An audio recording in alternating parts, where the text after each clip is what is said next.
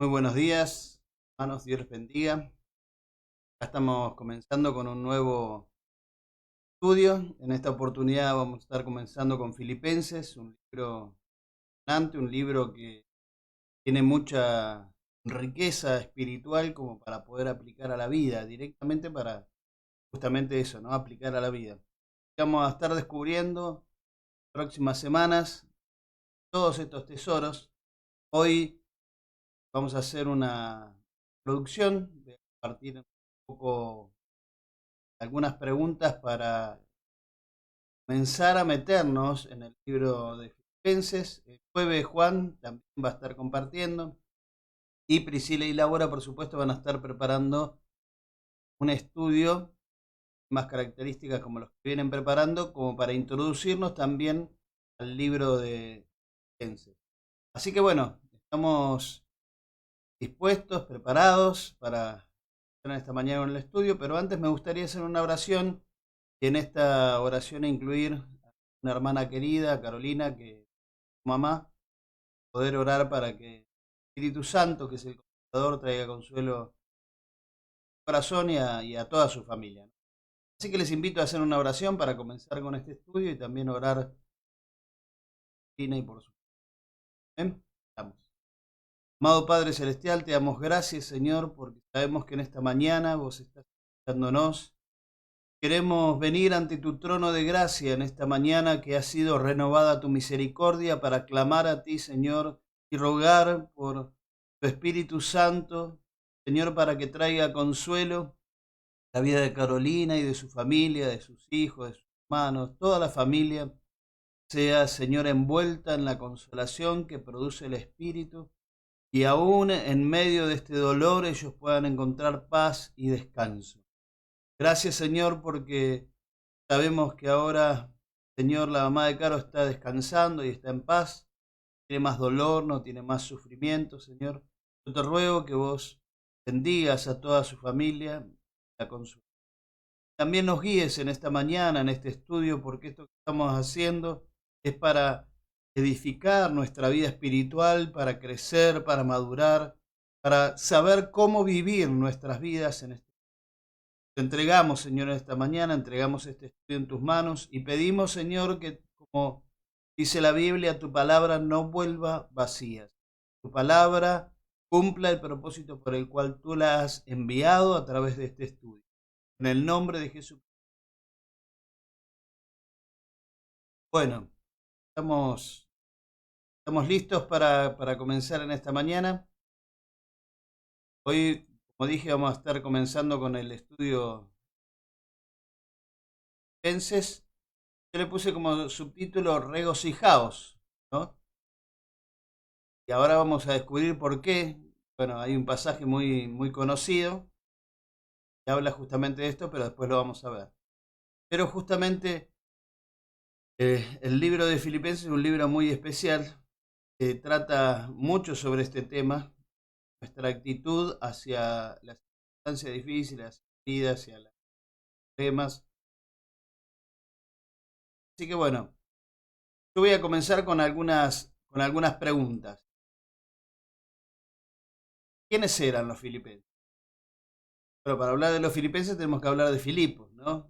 Era una ciudad griega, estaba situada a 169 kilómetros de Tesalónica, que después por ahí, no sé, miramos con los estudios, podemos ver tesalonicenses, pero esta ciudad, Filipos, fue fundada en el siglo IV antes de Cristo y su primer nombre fue Crénedis, que significa fuentes o los pozos, hasta que Felipe II de Macedonia convirtió a la ciudad en un fuerte militar para vigilar la zona, y la llamó Filipos. A esta ciudad arribaron hermanos amados, ahí como dice, ¿no? Pablo, Silas, Timoteo y Lucas arribaron por primera vez a Filipos en el año 49 después de Cristo y tuvieron su primer fruto cuando Lidia, y si ustedes leen en Hechos, que después seguramente Juancito nos va a meter más ahí, la vendedora de púrpura se convirtió al Señor y los hospedó en su casa. Después el carcelero que creyó en Cristo se convirtió y se bautizó con toda su familia. Con estas dos familias se plantó la nueva iglesia en Filipos. Es interesante, muy, muy interesante, ¿no? De que un simple viaje, una persona que se convierte, otra persona que se convierte, empiezan reuniones en las casas, y así empezaron la mayoría de las iglesias. Iglesias que no salieron de una división, ¿no? Es hermoso dar a luz una iglesia, ¿no? Cuando comenzó aquí en Los Hornos, comenzó de esa manera.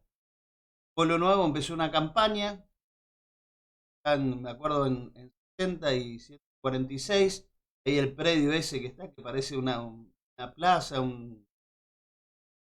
sí, un espacio verde bastante grande, amplio, y ahí se puso la carpa que se había comprado, habíamos comprado una carpa de la Carlos Anacondia, y ahí comenzamos una campaña evangelística y ahí se convirtió una familia, varias familias se convirtieron, pero en la casa de una familia empezaron las reuniones, después empezó a crecer la cosa y se alquiló un local, después siguió creciendo la iglesia, se alquiló otro local y bueno, y después aparecimos nosotros como pastores y se paró todo. No, mentira. Pero lo curioso es esto de cómo comienza una iglesia, ¿no? Una iglesia que comienza desde lo sano, ¿no? Desde la reproducción, desde el crecimiento, no de una ruptura, ¿no? Bueno, realmente son iglesias, pero es hermoso ver el crecimiento de una iglesia, comienzo. Y así fue la iglesia en Filipos, ¿no? Ahí estaba Lidia, el carcelero, con su familia. Con estas dos familias se plantó esa iglesia en Filipos, con la cual siempre el apóstol Pablo se mantuvo unido en un lazo de íntima amistad con ellos. Había algo especial con la iglesia de Filipos. Eh, la ayuda económica que Pablo recibe, que después lo vamos a estar viendo en los estudios, la ayuda económica que Pablo recibe en varias ocasiones parte de la iglesia de Filipos es una prueba de esa confianza que tenían entre el apóstol y la iglesia. Ahí se veía un poco la sinceridad de los sentimientos de la gente, de los hermanos de Filipo para con Pablo, ¿no? Como dice la palabra, ¿no? Pablo mismo lo enseñaba, que si hay alguien que te bendice espiritualmente, está bueno que vos lo bendigas materialmente. Pablo lo decía así, si nosotros sembramos lo espiritual en ustedes, no es malo cosechar lo material. Y Pablo evidentemente había enseñado estas cosas, entonces cuando él estaba en la cárcel, estaba quizás en necesidad o no, simplemente la iglesia quería hacer un reconocimiento y le dio una ofrenda. Pablo lo dice, vieron sus necesidades. Este, es una muestra de esa relación de íntima comunión, ¿no? De esa relación sincera y transparente. Bueno, esa era la pregunta de quiénes eran los filipenses. Bueno, los filipenses era la iglesia que comenzó en Filipos, plantada inicialmente fruto de la hermana Lidia, no la Lidia Miró, sino la vendedora de púrpura, luego el carcelero. Bien, la otra pregunta que quiero hacerles es ¿por qué escribe Pablo? En paréntesis les digo, si ustedes quieren comentar o decir alguna cosa, la tengo a Laura que me está ayudando para si tienen alguna pregunta o quieren acotar algo, quizás tengan algún dato importante que brindar de algún estudio que hicieron anterior, quieran partir con nosotros, estaría muy bueno. En este nuevo capítulo o en esta nueva saga de estudios bíblicos queremos interactuar un poquito más con ustedes y que ustedes nos den sus pareceres, sus respuestas. Hoy ven que estoy en un formato diferente. No estoy con el tele ni y de otra manera si no estoy poniendo las placas ahí. Ustedes díganme qué les parece, si está bien así, si les gustaba más como antes. Yo estoy a entera disposición de ustedes y lo que sea mejor para ustedes es lo que vamos a estar haciendo. Así que coméntenos, díganos cómo les parece que tiene que ser mejor, cómo les gusta más y no tenemos problema en cambiar. Bueno, volviendo al estudio, ¿por qué les escribe Pablo esta carta a los filipenses? Y lo primero que tengo que decir es que cuando los filipenses se enteraron, que es un poco lo que dije anteriormente, ¿no?, de que Pablo estaba prisionero, se apresuraron a enviarle un nuevo subsidio, una nueva ayuda, por medio de Epafrodito. ¿Sí? Ahí está en el capítulo 4, versículo 18. Y, y esa ofrenda lo bendijo a Pablo y le trajo gozo al corazón, se imaginan, ¿no? Una ayuda. Entonces, a su regreso, al regreso de Epafrodito, Pablo le da una carta, le escribe una carta y se la da para que la lleve consigo, donde Pablo agradece amigos la ayuda recibida y aprovecha para comunicarles algunas noticias personales y los exhorta a practicar los principios cristianos siguiendo como ejemplo Cristo.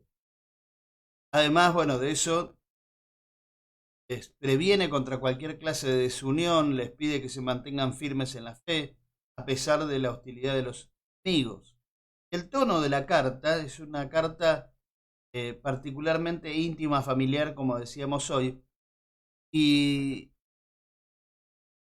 y esto es algo muy, muy interesante, ¿no? Que a pesar de la distancia, en este tiempo de alguna manera lo estamos viviendo, se puede mantener una relación íntima y familiar, mucho amor, de mucho cariño, aunque no estemos juntos físicamente y estemos distanciados y aislados. Ustedes fíjense, una carta que conlleva tanta expresión de cariño, de familiaridad, de sentimientos buenos hacia los demás, y era una carta nada más.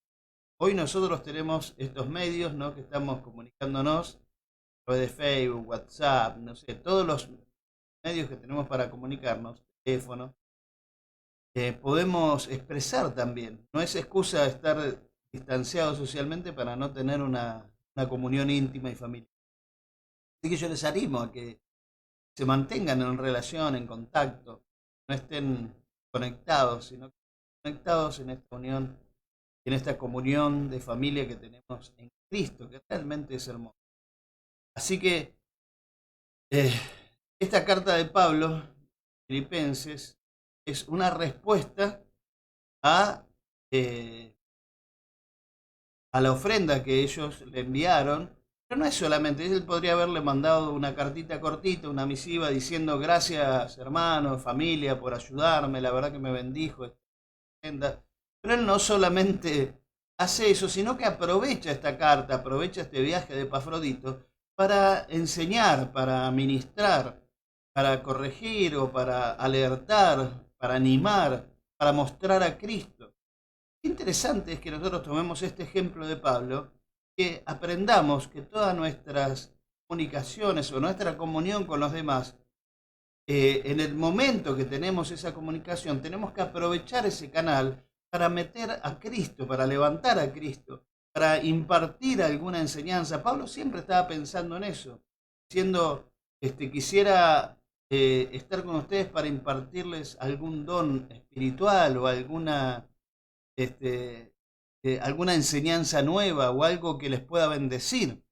Pensemos de esa manera, que podemos ser instrumentos para bendecir a los demás en una simple comunicación por una pavada. Un agradecimiento se convierte en una carta, fíjense, que pasa a ser parte del canon de las Escrituras, una carta que la iglesia va a usar y la estamos usando como una herramienta preciosa para crecer y desarrollarnos. Una simple expresión de gratitud por una ofrenda. Nosotros tenemos que aprovechar los tiempos, los momentos, los actos, las acciones, porque ahí está donde fluye el espíritu, ¿no? Fluir el espíritu. Encontramos aún ministración, sanidad, oración, y el espíritu fluye cuando nosotros nos conectamos con otras personas. ¿Amén? Bueno, ve.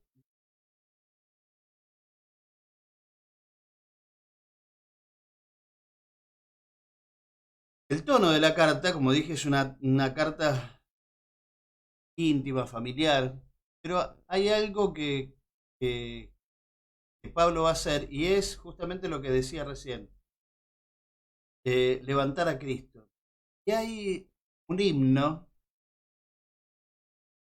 que Pablo levanta ahí a Cristo, que expresa un poco el pensamiento de Pablo acerca de Cristo, que era Cristo para él.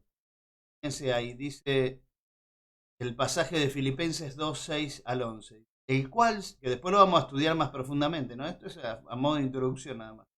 El cual, siendo en forma de Dios, no estimó el ser igual a Dios como cosa que aferrarse, sino que se despojó a sí mismo, tomando forma de siervo, hecho semejante a los hombres, y estando en la condición de hombre, se humilló a sí mismo, haciéndose obediente hasta la muerte, muerte de cruz. Por lo cual Dios también lo exaltó hasta lo sumo y le dio un nombre que es sobre todo nombre. Le dio un nombre que es sobre todo nombre, para que en el nombre de Jesús se doble toda rodilla de los que están en los cielos, en la tierra y debajo de la tierra, y toda lengua confiese que Jesucristo es el Señor. Aleluya. Gloria a Dios. Amados, es uno de los himnos más relucientes en el Nuevo Testamento. ¿Por qué digo que es un himno? Porque es las características de un himno, de una canción, de algo que expresa en adoración la grandeza de la humillación de Cristo, ¿no? Que justamente Él se hizo hombre y se humilló hasta la muerte y muerte de cruz, obediente. Y leí todo el texto. Ay, disculpas. Bien, entonces, ¿quiénes eran los filipenses? Ya lo respondimos. ¿Por qué escribe Pablo esta carta? Ya lo respondimos. Ahora vamos a responder a otra pregunta, que es, ¿por qué la carta de Filipenses es tan especial? No olvidarme ninguna placa. Esta carta, considerada, William Barclay, que es un analista bíblico, uno de los más importantes del siglo pasado y aún de este siglo, pues se sigue usando su material, es un comentarista nada más, ¿no? Pero muy, muy importante porque es uno de los teólogos más reconocidos. Y él dice que la carta más encantadora que Pablo haya escrito jamás, la llamó de dos maneras: la epístola de las cosas excelentes o la epístola del gozo. Por eso último me quedo, ¿no? Por el gozo. Eh, y quiero hacer como una comparación entre el gozo y la felicidad. ¿Qué diferencia hay, no? Cuando hablamos de felicidad o alegría, se nos pueden venir varias imágenes a la mente. Regalos en Navidad, hacer fuerte a alguien, que nada más. Eso creo que es la imagen de felicidad más importante en este tiempo, que no lo podemos hacer, ¿no? Abrazar a alguien a quien amás, recibir sorpresas, el día de tu cumpleaños, disfrutar de vacaciones en algún lugar paradisíaco y tantas cosas, tantas otras cosas que pueden producirnos alegría, felicidad. ¿Qué te pone alegre? ¿Qué te pone contento? ¿Qué te trae felicidad al corazón? Será la familia. A nosotros nos pone feliz cada vez que vemos a los nietas. Y saber que ahora vamos a ser abuelo por tercera vez sería la descripción de la alegría, su esplendor, ¿no? Pero de alguna manera todo el mundo quiere ser feliz. Perseguimos ese ideal fugaz durante toda nuestra vida, dando dinero, buscando la aprobación de los demás, el amor de los demás, que nos amen, respondan o que alguien se preocupe por nosotros. Para esto también, en búsqueda de la felicidad, incursionamos en nuevas experiencias que no siempre son agradables al final. Pero lo que sí se caracteriza de la felicidad es que es producida por las circunstancias. La felicidad viene a consecuencia de las circunstancias, cuando nos dan una buena noticia, cuando pasa algo bueno, cuando vemos a alguien que amamos, cuando nos dicen que nos aman, nos sentimos felices y contentos, y que está bien, no digo que está mal. Pero ¿qué pasa cuando las circunstancias cambian, no? cuando las cosas que amamos se rompen, envejecen, se rompen, cuando los seres queridos parten, cuando la salud se deteriora, cuando se nos esfuma el dinero y la fiesta se termina y todas las circunstancias que producían felicidad, alegría, seguridad y placer se terminan, cambian, se modifican. ¿Qué pasa? Sí, la mayoría de las veces ya se esfuma y aparecen otros sentimientos de frustración, de amargura, de adicción, angustia. Angustia va ganando terreno en nuestra vida.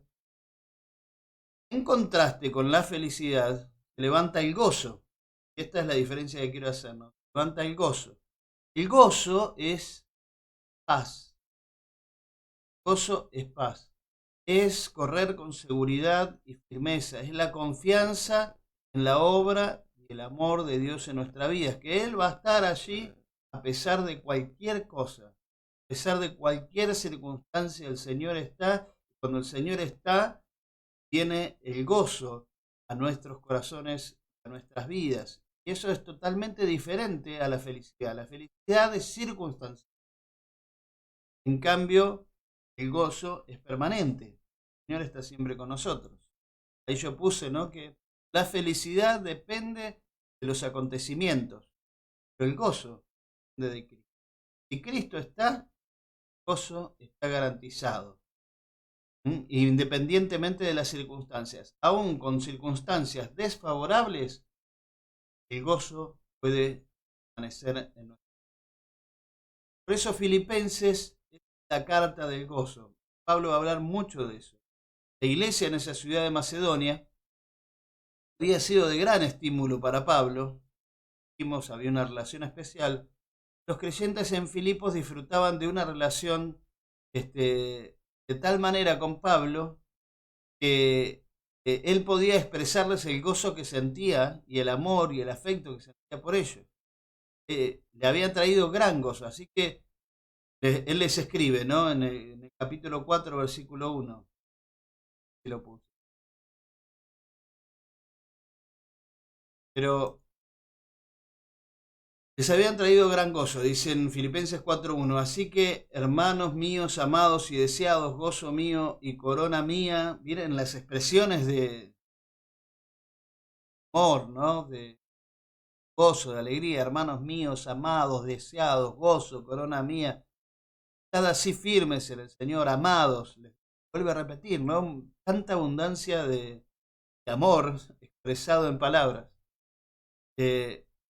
Y también Filipenses es un libro lleno de gozo, de alegría, porque enfatiza cuál es la causa del verdadero gozo en la vida. Cristo. El concepto de regocijarse, el gozo, aparece unas 16 veces ahí en el libro y irradian este mensaje que trae vida a nuestra vida, ¿no? Que trae gozo, que culmina con la exhortación, ¿no? Regocijaos en el Señor siempre. Otra vez digo, regocijaos. 4:4. Por eso yo le puse a estudio en esta mañana, regocijaos. Y, y la exhortación es a gozarse siempre, ¿no? O a estar en ese nivel de gozo, siempre mantener ese nivel. Regocijaos es la expresión máxima del gozo, ¿no? Cuando uno está expresándolo, aún con palabras, físicamente, el gozo que siente en el corazón. Y la última pregunta, que hoy no nos vamos a extender mucho, la última pregunta es, ¿cuál era el fin que buscaba Pablo? Él deja ver en este escrito, en esta carta, cuál era eh, el fin que él buscaba en la vida, ¿no? En una vida dedicada a servir a Cristo, como la de Pablo, él enfrentó extrema pobreza hasta abundante riqueza. Por eso él había experimentado todo, ¿no? Y ahí está el famoso pasaje, Filipenses 4:13. Todo lo puedo en Cristo que me fortalece, que también lo vamos a estar viendo. Puse ahí que pese a las circunstancias,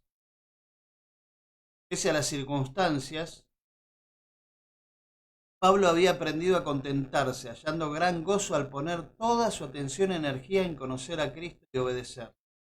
Entonces descubrimos en esta carta que el deseo de Pablo, el fin de Pablo, de todo lo que él hacía, no era solamente para estar gozoso, para estar contento, para estar feliz. Él todo lo que hacía lo hacía para ganar a Cristo, para conocer a Cristo. El deseo de Pablo era conocer a Cristo sobre todas las cosas.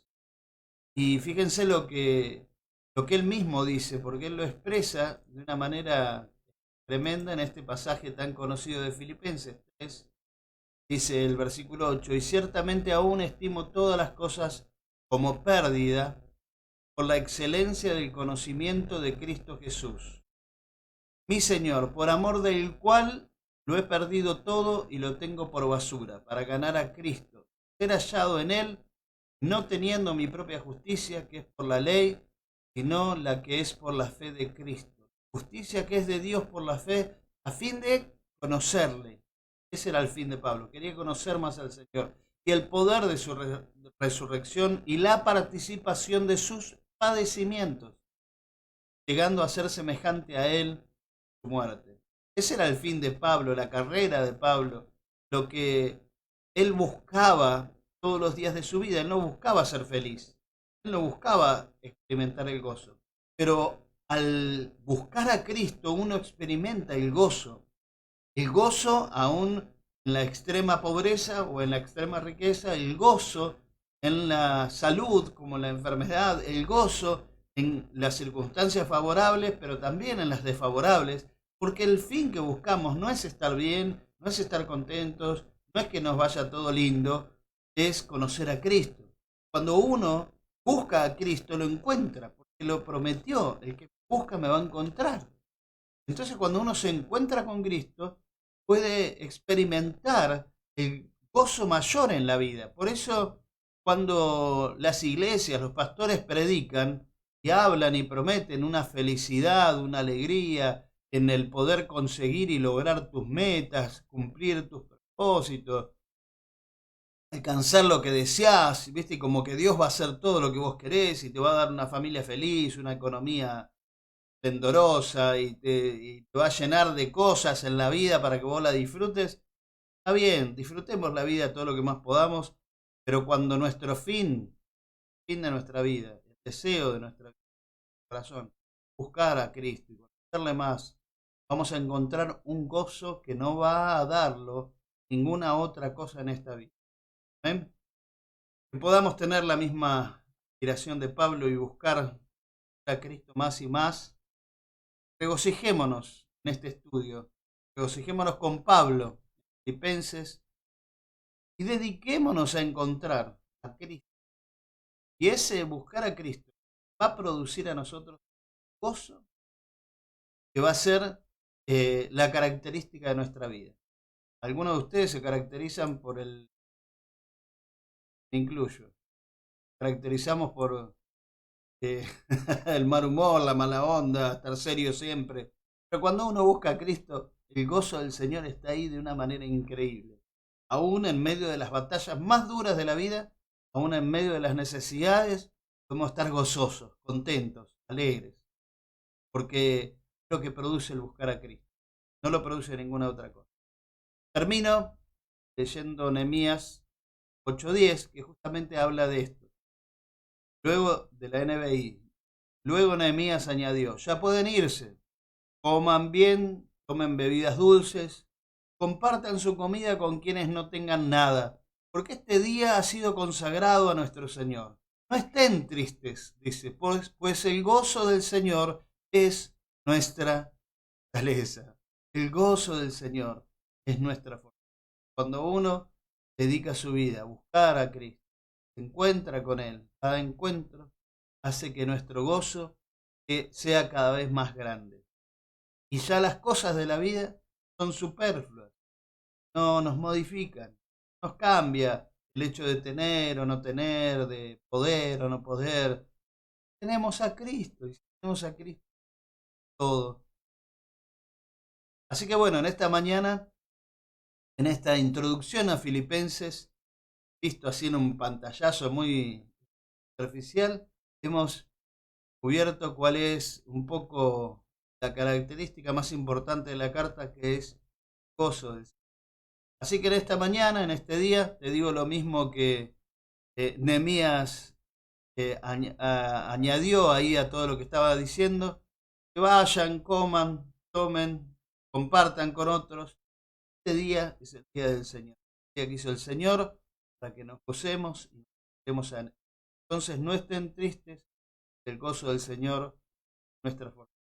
Las circunstancias que estamos viviendo nos pueden entristecer, pero no estés triste. El gozo del Señor es tu fortaleza. Amén. Espero que el Señor te haya hablado a través de esta palabra y a través de este estudio. El Señor nos va a seguir hablando, va a seguir ministrando. Así que te animo a profundizar cada vez más, a leer el libro de Filipenses entero. Y el jueves vamos a volver a compartir. Va a estar Juan ahí, versículo a versículo, viendo cada uno de los tesoros que el Señor tiene para nosotros. El Señor te bendiga mucho en este día. Nos veremos en la próxima. Chao.